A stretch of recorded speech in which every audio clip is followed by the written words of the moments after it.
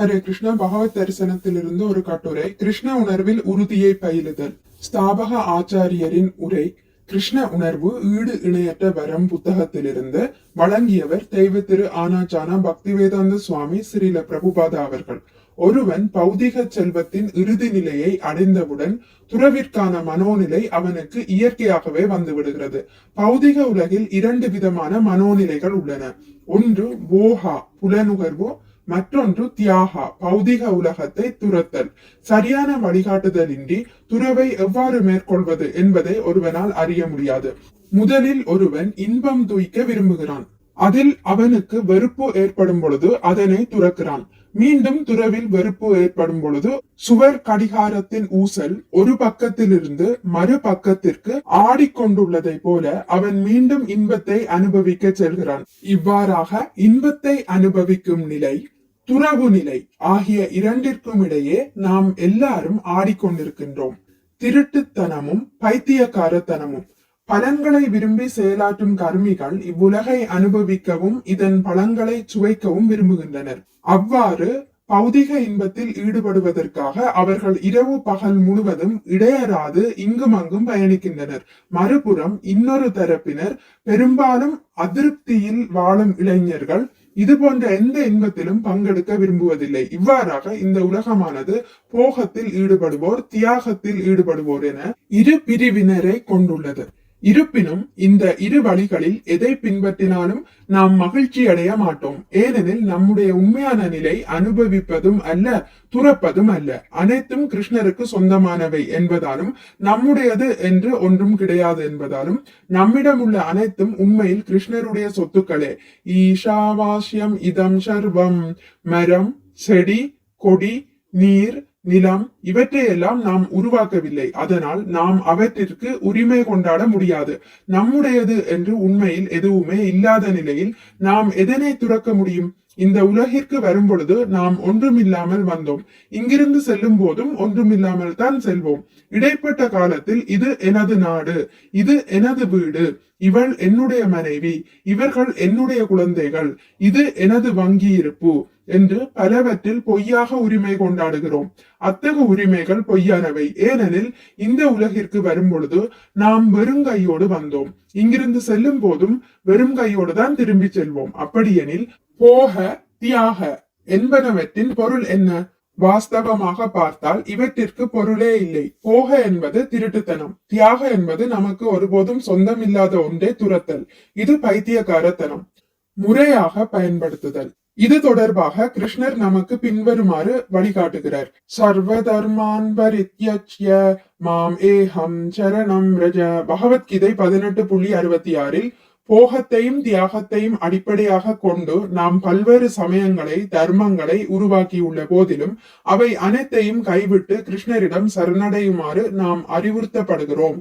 அனுபவிப்பதும் துறப்பதும் நமது சக்திக்கு உட்பட்டதல்ல. துறவை பற்றி பகவத்கீதையில் பரிந்துரைக்கப்படும் போது நம்முடையது என்று நாம் தவறாக உரிமை கொண்டாடுபவற்றை துறக்க வேண்டும் என்பதையே அது குறிப்பிடுகிறது. பணத்தை எவ்வாறு பயன்படுத்த வேண்டும் என்பதை அறியாத குழந்தை தனது தந்தையிடமிருந்து 100 ரூபாய் பணத்தை எடுத்துக்கொண்டு அதனை தன்னுடன் வைத்துக் கொள்ள முயலலாம். தந்தையானவர் குழந்தையிடம் வேண்டலாம், அன்பு மகனே, அதை என்னிடம் கொடுத்து விடு, அந்த பணம் தந்தைக்கு சொந்தமானது என்பதையோ அதை எவ்வாறு பயன்படுத்துவது என்பதையோ அறியாததால் அதனை தந்தையிடம் திருப்பி தருவதே சிறந்தது என்பதையோ அக்குழந்தை அறிவதில்லை. அதுபோலவே உனது செயல்களை எனக்காக துறந்து விடு, உனது செல்வத்தையும் உடைமைகளையும் எனக்காக துறந்து விடு என்று கிருஷ்ணர் கூறுகிறார். கிருஷ்ணர் ஒரு யாசகர் கிடையாது. அனைத்தும் அவருக்கு சொந்தமானவை. அவர் நம்மை ஒரு குழந்தையை போல நடத்துகிறார். அவரது வேண்டுகோளை ஏற்று அனைத்தையும் அவருக்கு அர்ப்பணிப்பதே தியாகம், அதாவது துறவு எனப்படுகிறது. கிருஷ்ண உணர்வை அடைவதற்கான வழிகளில் இதுவும் உண்டாகும். பூரண உண்மையை உணர்வதற்கு தவம், பிரம்மச்சரியம், அமைதி, தானம் ஆகியவை அவசியமாகின்றன. கிருஷ்ண உணர்வு பூரண உண்மையை பற்றியதாகும், சார்புடைய உண்மையை பற்றியதல்ல. ஸ்ரீமத் பாகவதத்தில் ஸ்ரீல வியாசதேவர் பரம்பொருளான பூரண உண்மைக்கு தமது வந்தனங்களை அர்ப்பணிக்கின்றார். சத்யம்பரம் தீமஹி. அவர் தமது மரியாதையை அனைவரிலும் உயர்ந்த பூரண உண்மைக்கு அர்ப்பணிக்கின்றார். குறிப்பிட்ட பிரிவை சார்ந்த சார்புடைய உண்மைக்கு அல்ல. பூரண உண்மையை உணர்வதற்கு தேவையான குணங்களை வளர்த்து கொள்ள வேண்டியது பிராமணர்களின் கடமையாகும். பிராமணர் யார்?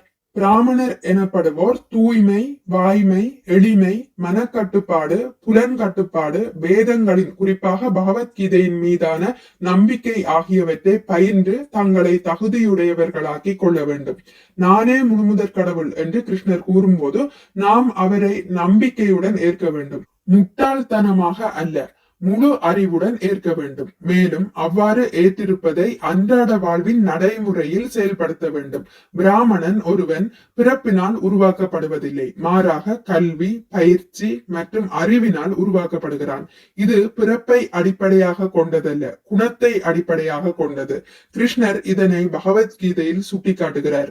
சாதுர் வர்ணியம் மயா சிருஷ்டம் குண கர்ம விபாகஷ தஷ்ய கர்த்தாரம் அபிமாம் வித்ய கர்த்தாரம் அவ்யயம்.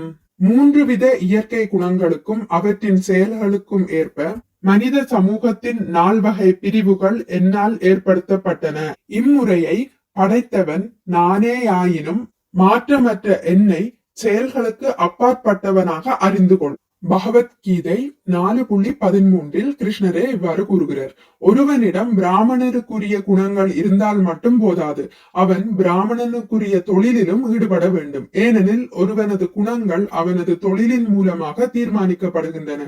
தகுதியுடைய பொறியாளராக இருப்பவன் அதற்குரிய வேலையை செய்யாமல் வீட்டிலேயே அமர்ந்திருந்தால் என்ன பயன்? அதுபோலவே ஒருவன் பிராமணருக்குரிய தொழிலில் ஈடுபடாத பட்சத்தில் நான் ஒரு பிராமணன் என்று வெறுமனே கூறிக்கொள்வதில் எந்த மதிப்பும் இல்லை. ஆகவே பரபிரம்மன் என்றும் பரம்பொருள் என்றும் அறியப்படக்கூடிய கிருஷ்ணரின் தொண்டில் முழுமையாக ஈடுபடுவதன் மூலமாக ஒருவன் பிராமணருக்குரிய தொழிலில் ஈடுபட வேண்டும். தவத்திற்கான அவசியம். பூரண உண்மைக்கு எவ்வாறு சேவை செய்ய முடியும்? யமேன நியமேன ச. யோக பயிற்சி அல்லது பரமனுடன் இணைதல் என்பது நெறிமுறைகளையும் கட்டுப்பாடுகளையும் அடிப்படையாக கொண்டதாகும். கட்டுப்பாடு இல்லாவிடில் நெறிமுறைகளை செயல்படுத்த இயலாது. ஆகவே ஒருவன் சிந்திக்க கூடியவனாகவும் தன்னை தூய்மைப்படுத்திக் கொள்பவனாகவும் இருக்க வேண்டும். தேர்வில் தேர்ச்சி பெற விரும்புபவன் பள்ளிக்கு செல்ல வேண்டும். பள்ளியின் விதிமுறைகளை பின்பற்ற வேண்டும். கஷ்டப்பட்டு படிக்க வேண்டும். அவ்வாறு செய்வதன் மூலம் அவன் படிப்படியாக வெற்றியடைகிறான். அவ்வாறின்றி நாள் முழுவதும் தெருவில் விளையாடுபவனால் தேர்வில் எவ்வாறு வெற்றி பெற இயலும்? ஆகவே சுகதேவ கோஸ்வாமியினால் விவரிக்கப்படும் வழிமுறையில் தவம் முதன்மை பெறுகிறது. நாம் கட்டுப்பாடின்றி வாழ விரும்புவதன் காரணத்தினால் தவமும் பிரம்மச்சரியமும் கடினமாக தோன்றினாலும் கூட நம்முடைய செயல்கள் நெறிப்படுத்தப்பட்ட மாத்திரத்தில் கடினமாக தோன்றியவை அனைத்தும் நடைமுறையில் காணும் போது கடினமற்றவையாகி விடுகின்றன. தீரனாக வாழும் சிவபெருமான். 2 வகையான மனிதர்கள் உள்ளனர். மன உறுதியுள்ளவர் தீர, மன உறுதியற்றவர் அதீர. கோபத்தை தூண்டும் சூழ்நிலையில் அல்லது மனதை சஞ்சலப்படுத்தும் சூழ்நிலையில் கூட தனது நிலையில் ஸ்திரமாக இருப்பவன் தீர என்று அழைக்கப்படுகிறான். தீர என்பதற்கான உதாரணத்தை சிறந்த சமஸ்கிருத புலவரான காளிதாசர் தமது குமார சம்பவ எனும் நூலில் எடுத்துரைத்துள்ளார். அங்கு அவர் சிவபெருமானை உதாரணமாக வழங்கியுள்ளார். ஒருமுறை தேவர்களுக்கும் அசுரர்களுக்கும் இடையில் நடைபெற்ற போரில் தேவர்கள் தோல்வியை தழுவிக் கொண்டிருந்தனர். அப்போது சிவபெருமானின் விந்துவிலிருந்து பிறக்கும் படைத்தளபதியால் மட்டுமே அசுரர்களிடமிருந்து தங்களை காப்பாற்ற இயலும் என்பதை தேவர்கள் உணர்ந்தனர். சிவபெருமானோ அத்தருணத்தில் தியானத்தில் இருந்தமையால் அவரது விந்துவினை பெறுவது மிகவும் கடினமானதாக இருந்தது. எனவே அவர்கள் இளம் பெண்ணாக இருந்த பார்வதியை சிவபெருமானிடம் அனுப்பி வைத்தனர். பார்வதியும் சிவபெருமானிடம் சென்று அவருடைய பாலுறுப்புகளை வணங்கினாள். இந்த இளம்பெண் சிவபெருமானுக்கு முன்பாக அமர்ந்து அவரது பாலுறுப்புகளை தொட்ட பொழுதிலும் சிவபெருமான் தன் தியானத்தில் நிலையாக உறுதியாக இருந்தார். காளிதாசர் கூறுகிறார், தீரன் என்பதற்கு இவரே உதாரணம். இளம்பெண் தன்னுடைய பாலுறுப்பை தீண்டிய போதும் இவர் சஞ்சலமடையவில்லை. வேசியை திருத்திய ஹரிதாசர். அதுபோலவே ஒருவன் ஹரிதாச தாகூருக்கு இடையூறு ஏற்படுத்துவதற்காக இளம் வேசி ஒருத்தியை அவரது வசிப்பிடத்திற்கு அனுப்பி வைத்தான். உடலுறவிற்கான அவளது அழைப்பினை கேட்ட ஹரிதாச தாகூர் கூறினார், உன்னுடைய கோரிக்கை சிறப்பாக உள்ளது. நான் எனது நாம ஜபத்தை நிறைவு செய்யும் வரை இங்கேயே அமர்ந்திரு. அதன் பின்னர் நாம் இன்புறலாம். பொழுது புலர்ந்த போது வேசி பொறுமையை இழந்தாள். ஆனால் ஹரிதாச தாகூர் கூறினார், என்னை மன்னிக்கவும், எனது ஜெபத்தை நிறைவு செய்ய முடியவில்லை. இன்றிரவு நீ மீண்டும் வா. இவ்வாறு வேசி 3 இரவுகள் வந்தாள். 3வது இரவில் அவள் அவரது திருவடியில் விழுந்து தன்னுடைய செயலுக்காக வருந்தி ஹரிதாசரிடம் மன்னிப்பை வேண்டினாள். இச்செயலில் ஈடுபடும்படி உங்களது எதிரி ஒருவனால் நான் தூண்டப்பட்டேன். தயவு செய்து என்னை மன்னித்து விடுங்கள். அப்போது ஹரிதாச தாகூர் பதிலளித்தார், அவை அனைத்தையும் நான் அறிவேன்.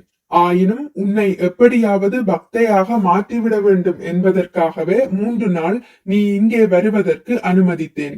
இப்பொழுதே ஜபமாலையை எடுத்துக்கொண்டு தொடர்ந்து திருநாமத்தை ஜெபிப்பாயாக. நான் இங்கிருந்து புறப்படுகிறேன். ஹரிதாஸ் தாகூர் தன்னை வசியம் செய்ய வந்த வேசியை பக்தையாக மாற்றிவிட்டு அவ்விடத்திலிருந்து ஹரிதாச தாகூர் புறப்பட்டு சென்று விட்டார். அந்த வேசியும் ஹரிதாஸ் தாகூர் சொன்னபடி கிருஷ்ண பக்தியை செய்து சிறந்த பக்தையாக மாறிவிட்டாள். தன்னுடைய உடல், சொற்கள், புத்தி ஆகியவற்றை கட்டுப்படுத்திய தீரனுக்கு ஹரிதாஸ் தாகூர் மற்றொரு உதாரணமாக உள்ளார். தர்மத்தின் கோட்பாடுகளை உண்மையாக அறிந்தவனும் தீரனாக இருப்பவனுமான ஒருவனால் தனது உடல், வாக்கு, புத்தி ஆகியவற்றை கட்டுப்படுத்த முடியும். பாவங்களை முழுமையாக அழித்தல். நினைவிற்கெட்டாத காலம் தொட்டு நாம் தொடர்ந்து பாவங்களை செய்து வருகிறோம். இதை எப்போது தொடங்கினோம் என்பதை நாம் அறியோம். ஆயினும் இந்த வாழ்க்கை நாம் இதுவரை செய்த எல்லாவித தவறுகளையும் திருத்திக் கொள்வதற்கானதாகும். நிலத்தில் வளர்ந்துள்ள தேவையற்ற புற்கள், களைகள் முதலியவற்றிற்கு நெருப்பு வைத்தால் அவை அனைத்தும் எரிக்கப்பட்டுவிடும். அதுபோலவே விரதங்களாலும் தவத்தினாலும் ஒருவன் எல்லா பாவச் செயல்களையும் கரைத்து தன்னை தூய்மைப்படுத்திக் கொள்ளலாம். ஆனால் சுகதேவ கோஸ்வாமி இதற்கு வேறொரு வழியை கூறுகிறார். கேசித் கேவலயா பக்தியா வாசுதேவ பராயணா அகம் துன்வந்தி கார்த்யேன நீஹாரம் இவ பாஸ்கர. பொதுவாக பிரம்மச்சரியம், சமத்துவம், தானம் முதலியவற்றை ஒருவன் கடைபிடித்தால் அவனை மக்கள் மிகவும் புண்ணியமான மனிதன் என்று கூறுவர். ஆனால் அவை ஏதுமின்றி எளிமையான முறையில் கிருஷ்ண பக்தனாவதன் மூலமாக ஒருவனால் தனது முந்தைய பாவச் செயல்களின் விளைவுகளை எளிதாக அளிக்க முடியும். சூரியன் உதயமானதும் பனி விலகிவிடுகிறது. கிருஷ்ணரோ 1000 சூரியன்களின் பிரகாசத்தோடு தோன்றுகிறார். மிகுந்த அதிர்ஷ்டசாலிகள் மட்டுமே இந்த வழிமுறையினை ஏற்கின்றனர். எனவே சைதன்ய மகாபிரபு கூறினர், பிரம்மாண்ட பிரமிதே கோண பாக்கியவான் ஜீவ குரு கிருஷ்ண பிரசாதே பாய பக்தி லதா பீஜ. பல வகையான உயிரினங்களில் இப்பிரபஞ்சம் முழுவதும் சுற்றித் திரிந்த பின்னர் கிருஷ்ணரின் கருணையாலும் ஆன்மீக குருவின் கருணையாலும் அதிர்ஷ்டசாலியான ஒருவன் இறுதியில் பக்தி தொண்டிற்கான விதையை பெறுகிறான். கிருஷ்ண உணர்வு அதிர்ஷ்டசாலிகளுக்கே உரியதாகும். ஏனெனில் இந்த ஒரு வழிமுறையை ஏற்றுக்கொள்வதன் மூலமாக ஒருவன் தவம், துறவு, பிரம்மச்சரியம் முதலிய எல்லா கடமைகளையும் எளிதாக கடக்கலாம். சுகதேவ கோஸ்வாமி அறிவிக்கிறார், கேசித் கேவலயா பக்தியா. மிக மிக அதிர்ஷ்டம் வாய்ந்த ஒருவனே தூய பக்தி தொண்டை ஏற்கிறான். கேவல பக்தி என்பது தூய களங்கமற்ற பக்தி தொண்டை குறிக்கிறது. இதில் கிருஷ்ணரை திருப்திப்படுத்துவதை தவிர இதர ஆசைகள் ஏதும் கிடையாது. தன்னுடைய வருமானத்தை பெருக்குவதற்காக ஒருவன் பக்தி தொண்டை மேற்கொள்ள கூடாது. மகிழ்ச்சியாக இருக்க வேண்டும் என்பதற்காக நாம் பணத்தை விரும்புகிறோம். ஆனால் கிருஷ்ண பக்தியை ஏற்றுக்கொண்டால் நாம் இயல்பாகவே மிகவும் மகிழ்ச்சி அடைவோம். அந்த மகிழ்ச்சியில் பணத்தை கூட புறக்கணிப்போம். பணம் தானாகவே வரும், இன்பமும் வரும். இவற்றிற்காக நாம் தனியே முயல தேவையில்லை. பௌதிக லாபம் வேண்டாம். துருவ மகாராஜர் வருந்தினர். பௌதிக லாபத்தை வெறும் நோக்கத்தோடு கொண்டு பக்தி தொண்டில் ஈடுபட்ட நான் எவ்வளவு பெரிய முட்டாள். பொதுவாக பௌதிக லாபத்தை விரும்புபவன் தன்னுடைய முதலாளியிடம் செல்வான், அல்லது செல்வந்தனிடமோ தேவர்களிடமோ செல்வான். ஆனால் பக்தனிடம் ஒருவேளை பௌதிக ஆசைகள் இருந்தால் கூட அவன் கிருஷ்ணரை தவிர வேறு எங்கும் செல்வதில்லை. பௌதிக நன்மையை வேண்டி ஒருவன் கிருஷ்ணரிடம் சென்றால் கூட துருவ மகாராஜரை போல அந்த பௌதிக ஆசையை அவன் மறக்கும் நாள் வந்தே தீரும். மாபெரும் செல்வந்தரை திருப்திப்படுத்தியவன் அவரிடம் கொஞ்சம் அரிசி தருமாறு யாசிப்பதை போல நான் கிருஷ்ணரிடம் சென்று பௌதிகமானவற்றை வேண்டினேன் என்று கூறி துருவ மகாராஜர் வருந்துகிறார். செல்வந்தர் ஒருவர் வேண்டியதை கொடுப்பதற்கு ஒப்புக்கொண்டால் அவரிடம் கொஞ்சம் அரிசி கேட்பது புத்திசாலித்தனமா? கிருஷ்ணரிடம் பௌதிக நன்மையை வேண்டுவது இதை போன்றது. கிருஷ்ணரிடம் சென்று பௌதிக இன்பத்தை வேண்டுவதற்கு எந்த அவசியமும் இல்லை. ஏனெனில் பௌதிக இன்பம் அவனது காலில் விழுந்து மன்றாடும், தயவு செய்து என்னை ஏற்றுக்கொள், தயவு செய்து என்னை ஏற்றுக்கொள் என்று. கிருஷ்ண உணர்வை பயிற்சி செய்பவர்களுக்கு மனைவி, குழந்தைகள், இன்பம், வீடு முதலிய பௌதிக செல்வங்கள் எதுவும் தேவையில்லை. ஏனெனில் கிருஷ்ணரின் கருணையால் அவை அனைத்தும் தானாகவே அடையப்படுகின்றன. இத்தகு பௌதிக பொருட்களை கிருஷ்ணரிடம் கேட்க வேண்டிய அவசியமே இல்லை. இதற்கு மாறாக தயவு செய்து என்னை உமது சேவையில் ஈடுபடுத்துங்கள் என்று பிரார்த்திக்க வேண்டும். கிருஷ்ணரின் தொண்டில் ஒருவன் ஈடுபட்டால் அவனுக்கு தேவையானவற்றை அளித்து அவனிடம் இருப்பவற்றை காப்பேன் என்று கிருஷ்ணரே பகவத்கீதையில் உறுதி கூறுகிறார். மிக்க நன்றி. ஹரே கிருஷ்ணா. உங்களுக்கு இந்த வீடியோ பிடித்திருந்தால் லைக் பண்ணுங்கள், ஷேர் பண்ணுங்கள், சப்ஸ்கிரைப் பண்ணுங்கள். நோட்டிபிகேஷன் பெல்லை அழுத்துவதன் மூலம் அடுத்த பதிவுகள் உங்களை வந்தடையும். பகவான் ஸ்ரீ கிருஷ்ணரை பற்றி கேட்டு மகிழ்வோம். ஹரே கிருஷ்ணா.